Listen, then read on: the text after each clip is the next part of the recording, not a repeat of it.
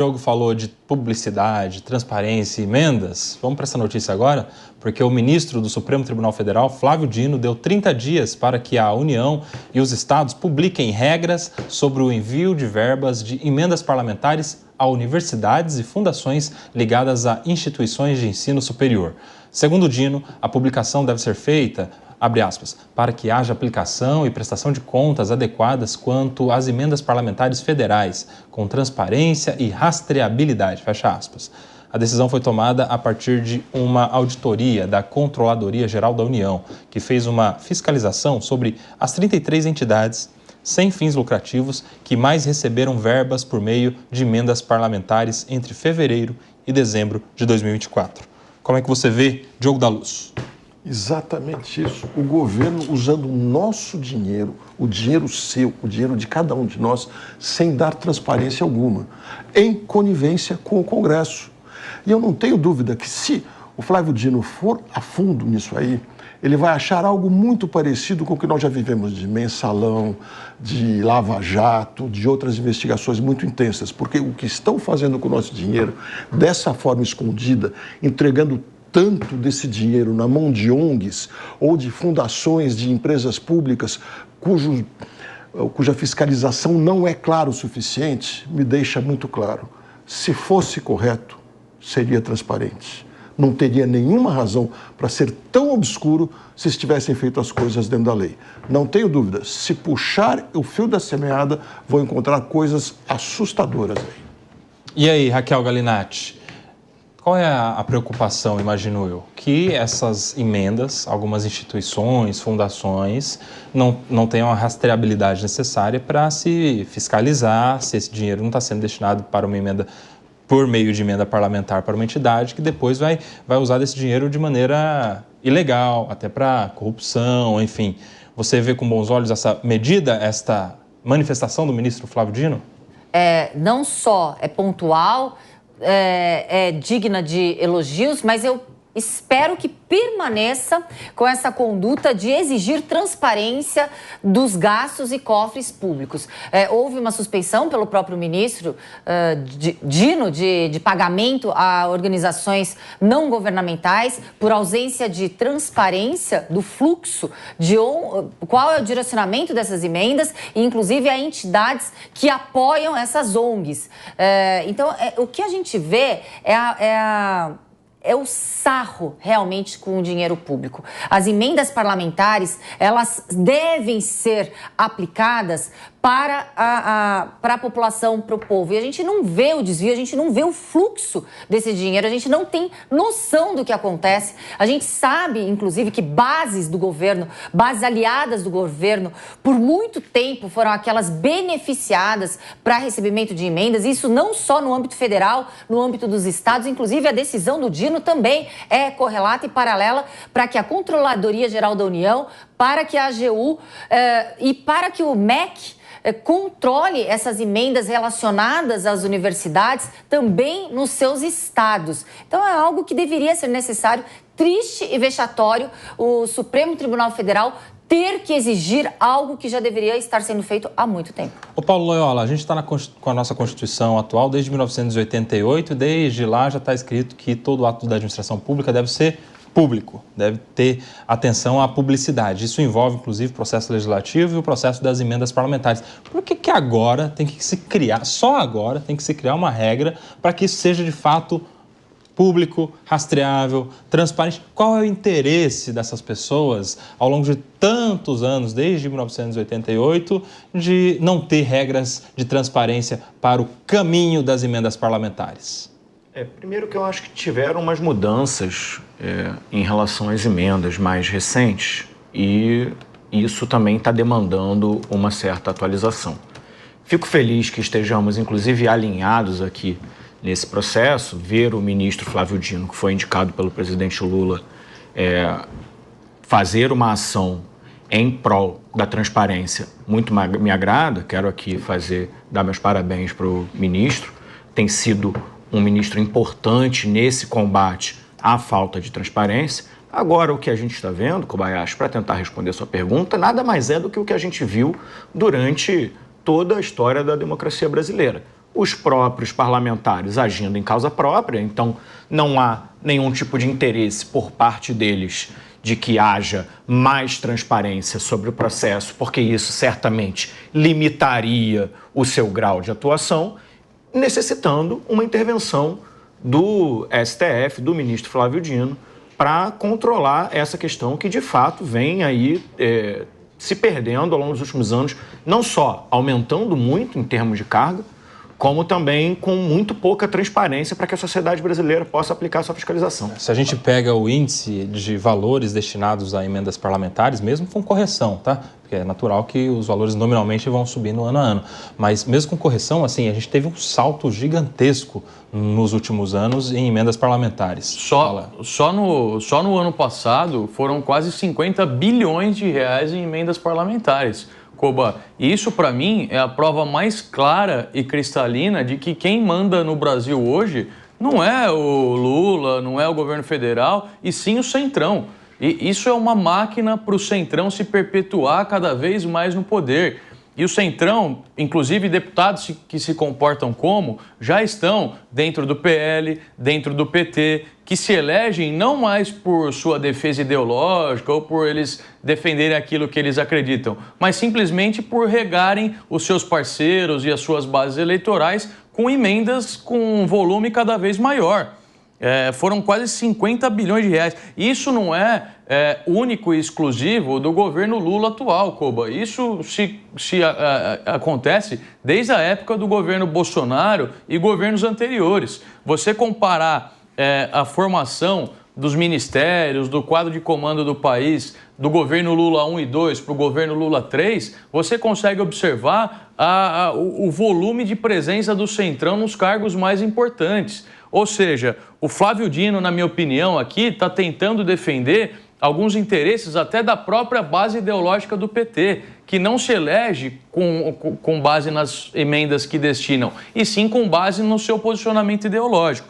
Então é um problema muito sério que, se não for controlado, vai aumentar cada vez mais. Pode esperar aí um valor até maior do que os 50 bilhões de reais esse ano a serem destinados em emendas parlamentares. E se não houver um freio do governo, um freio por parte da sociedade, daqui a pouco a gente não tem mais discurso de ideias, a gente só tem movimentos fisiológicos dentro do Congresso e que vão comandar o país pelas próximas décadas. Olha só, um avanço aqui, eu estava comentando dos últimos anos, a gente tinha ali nos anos 2014, 15, até 2016, entre 6, 3, 12 bilhões em emendas parlamentares, que já é bastante dinheiro, né? Vamos combinar que não é pouco, 12 bilhões. E esse valor ficou nessa média, 12, 13, até 2019, quando o valor foi de 13,4. No primeiro ano do governo Bolsonaro, 2020, esse valor quase triplica para 36 bilhões. E ficou nessa média nos anos de gestão do Bolsonaro. 36, 33, 25 em 2022 e 35 em 2023.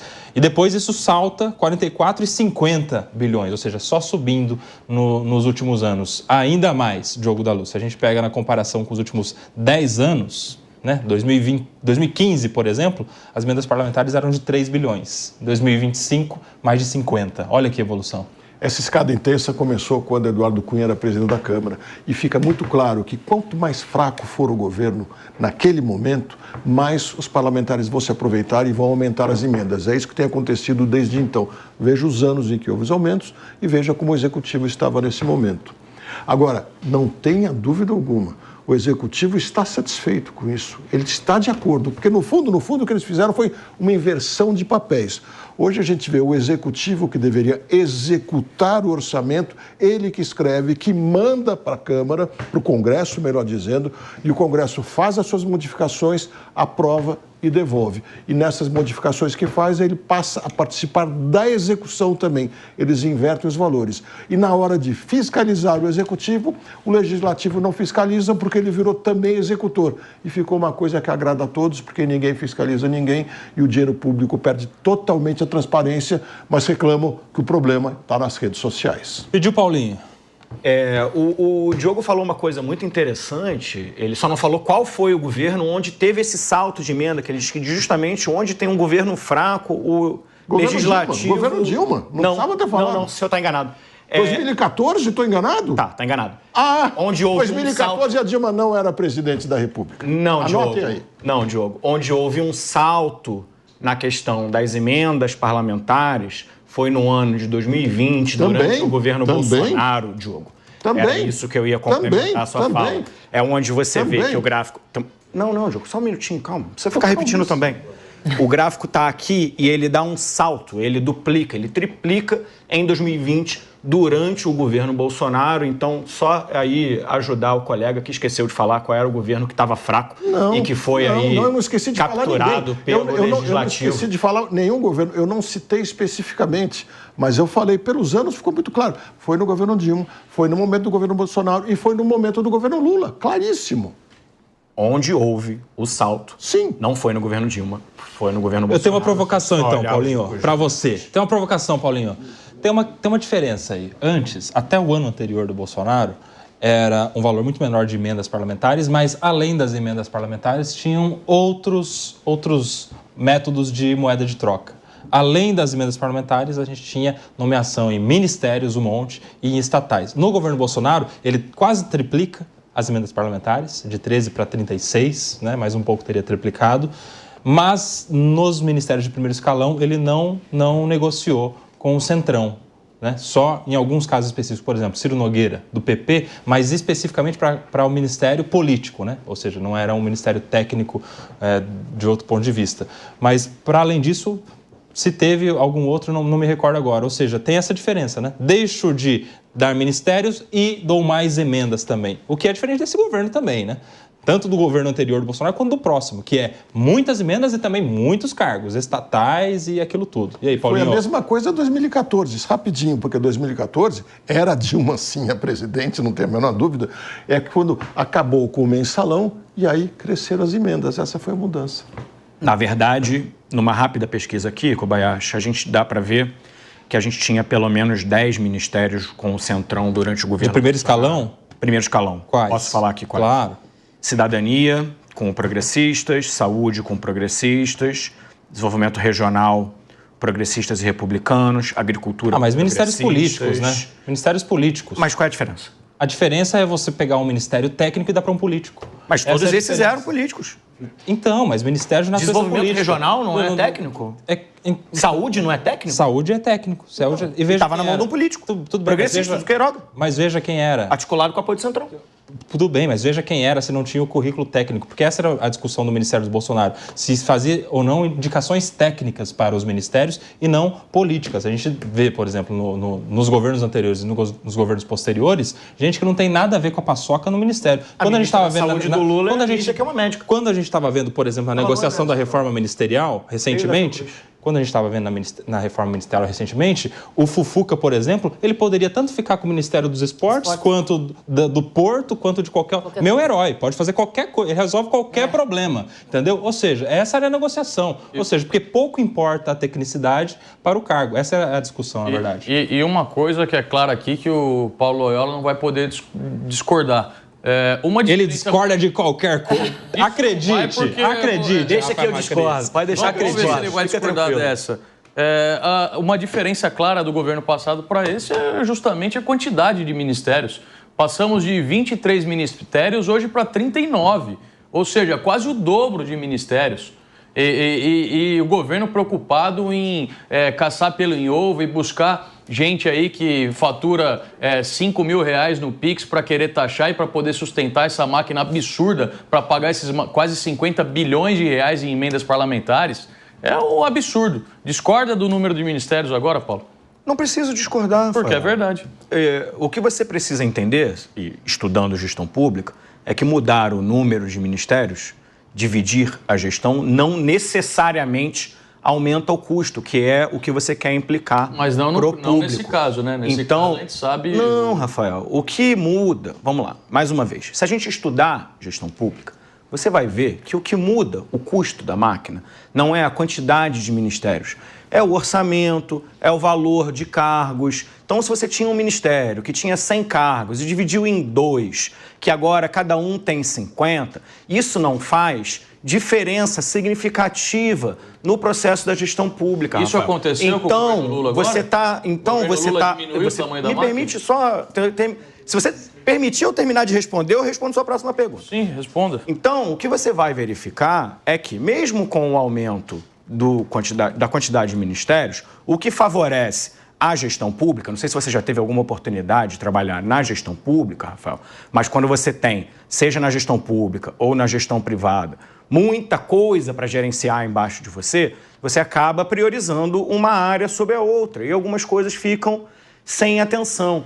Então, só o que eu gostaria de dizer aqui, que é o básico da gestão pública para alguém que, inclusive, gostaria de ocupar a máquina pública, é que aumentar o número de ministérios não altera o custo da máquina, que foi a implicação que o colega tentou fazer. Agora me coloca se o governo Lula atual aumentou o custo da máquina com o aumento de ministérios ou ele reduziu o custo da máquina quando ele assumiu o governo?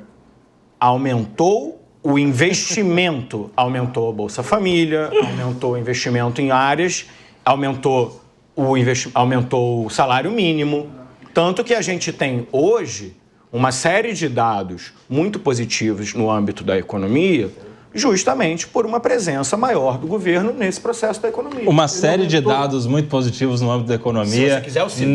Neste momento, assim, é você olhar para os números e olhar para a compra e não fazer muito sentido o Diogo da Luz. Não, mas aí você... O Paulinho pediu. Permite, Claro. A gente tem emprego recorde desde que o dado começou a ser controlado. A gente teve no ano passado recorde de turista estrangeiro no Brasil. A gente teve também no ano passado recorde de produção de carro. A gente teve em 2023 o Brasil sendo o segundo país do mundo que mais recebeu investimento direto de empresários ao redor do mundo, perdendo só para os Estados Unidos. A gente teve o crescimento do PIB no Brasil no terceiro trimestre, por exemplo, superior ao da China.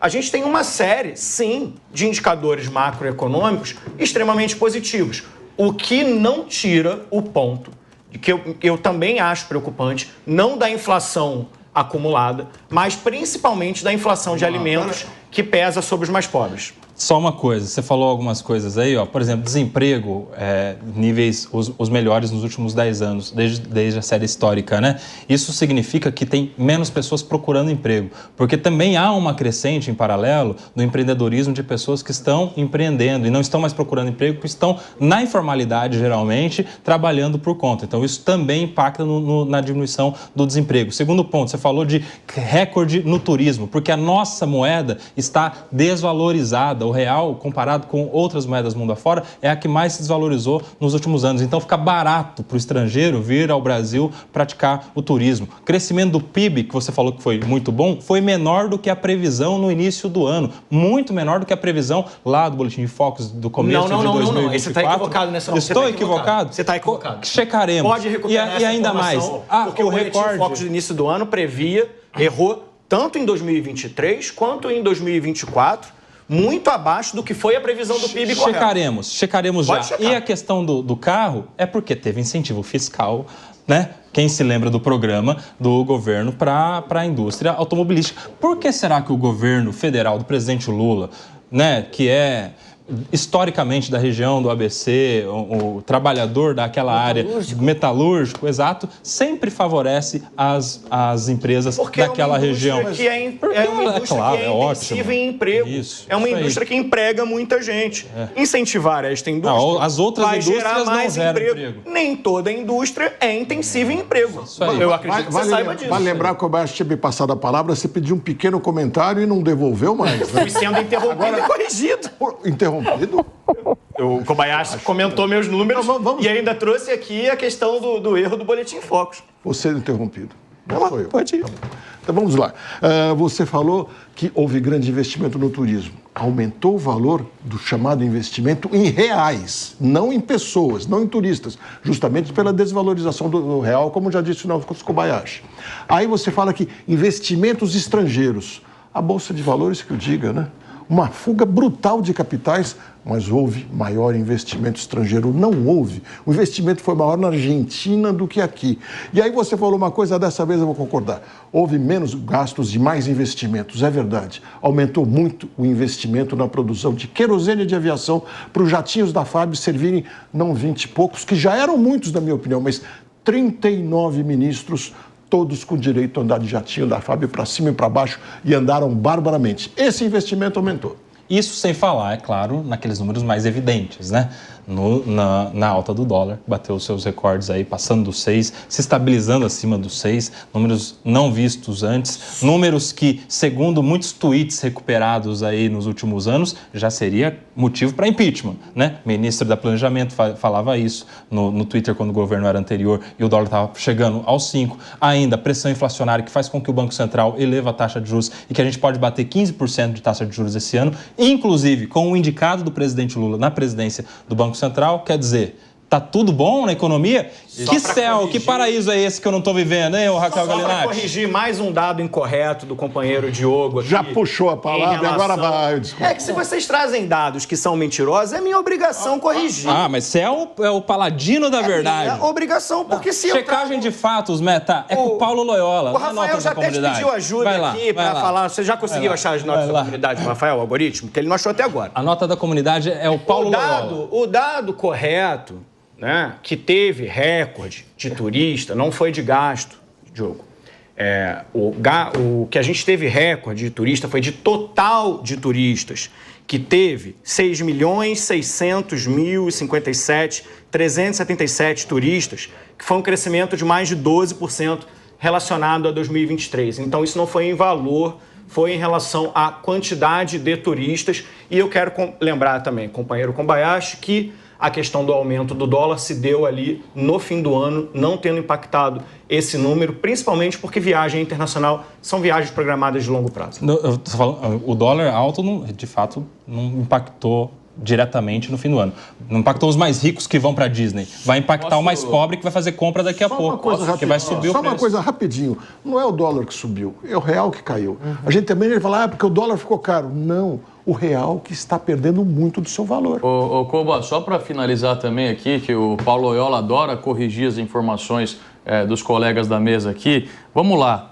Ele esqueceu de dizer com relação à questão da mínima histórica aí no desemprego, que estão batendo recordes com relação à empregabilidade. Primeiro, dizer que o Lula substituiu o presidente do IBGE, colocou o Márcio Porchmann lá para fazer essas medidas. E esqueceu de falar que não entra nessa conta os 37 milhões de beneficiários do Bolsa Família. Ou seja, quando ele fala que o desemprego no Brasil está muito baixo, está em torno de 6, 7%, ele esquece de falar que a gente tem hoje, sendo sustentado pelos pagadores de impostos, pela máquina pública, 37 milhões de pessoas que são beneficiárias do Bolsa Família. E um outro ponto que ele também esqueceu de falar, quando ele diz que o investimento direto aqui no Brasil aumentou nos últimos anos, o investimento estrangeiro aumentou.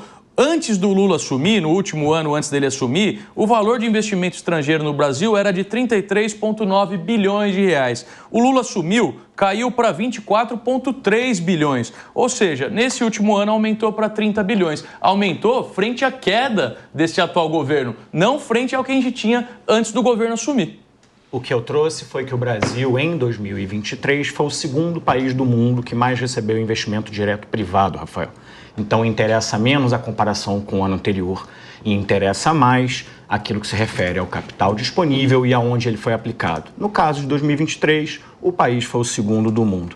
E, companheiro Diogo, mais uma vez aqui trazendo uma informação não tão correta para vocês, o dólar se valorizou frente à maioria das moedas do mundo no ano de 2024, não só ao real, ainda que em relação ao real ele tenha se valorizado mais do que a média. O dólar é a 10ª moeda que mais valorizou no mundo. O dólar não valorizou mais que o euro, não valorizou mais que a libra esterlina.